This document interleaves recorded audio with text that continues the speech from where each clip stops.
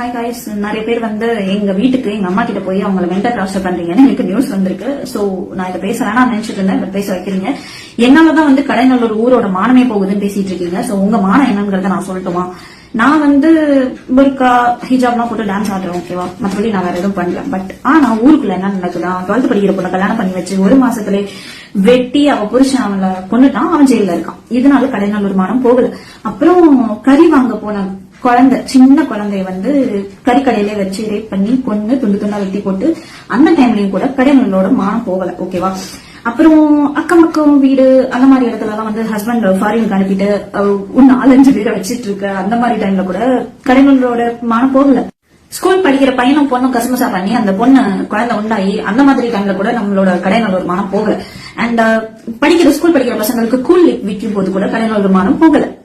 மதரசா பொண்ணு சின்ன குழந்தைய அப்பா வயசுல இருக்க ஒரு பரதேசி நாய் சைல்ட் அபியூஸ் பண்ணும்போது கடைநல்லூர் மானம் போகல. புருஷன் ஃபாரின்ல இருக்கும்போது வேற ஒருத்தனோட தொடர்பு வச்சு குழந்தை உண்டாயிட்டு அந்த குழந்தை பிறந்ததும் வெளியே தெரிஞ்சு அசிங்கமாயிடணும், பாத்ரூம் டப்புல அந்த குழந்தைய போட்டு கொல்ல ட்ரை பண்ணும்போது கடைநல்லூர் மானம் போகல. சின்ன பசங்க சரக்கு போட்டு சம போதையில ஒருத்தன் இன்னொருத்தனை குத்தி கொள்ளும் போது கடைநல்லூர் மானம் போகல. பொண்ணு பிள்ளை படிக்க வைக்காம மதரசா ஓட வச்சு கல்யாணம் பண்ணி கொடுத்து படுத்து பிள்ளை பக்க வச்சுட்டு அந்த பிள்ளைக்கு உடம்பு சரியில்லாம அந்த பிள்ளை இறந்த போது அந்த டைம்ல அந்த புருஷன்காரன் அந்த பொம்பளை விட்டுட்டு இன்னொரு பொம்பளை தேடி போகும்போது கடைநல்லூர் மானம் போலையா?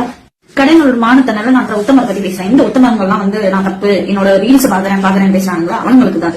நீங்க எதுக்கு என் ரீல்ஸ் பாக்குறீங்க? நீங்க நல்லவங்க தானே, இஸ்லாமிக்கா தானே இருக்கீங்க, இபாதத்தா இருப்பீங்க, தொழுவீங்க, பயர் கேட்பீங்க.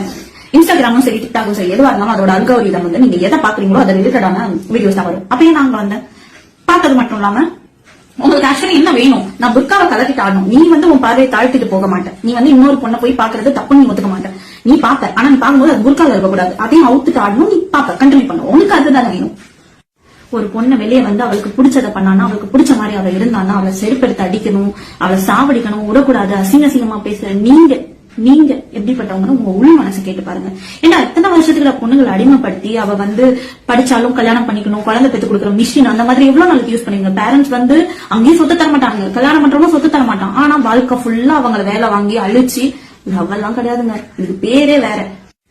நான் ஃபுல்லா ட்ரெஸ் கவர் பண்ணிட்டு நான் அல்லாஹ் பத்தி தப்பா பேசல, இஸ்லாம் பத்தி தப்பா பேசல, புரியுதா? நான் எப்படி இருக்கேன், எனக்கு என்ன பிடிச்சிருக்கு அதை தான் நான் பண்றேன்.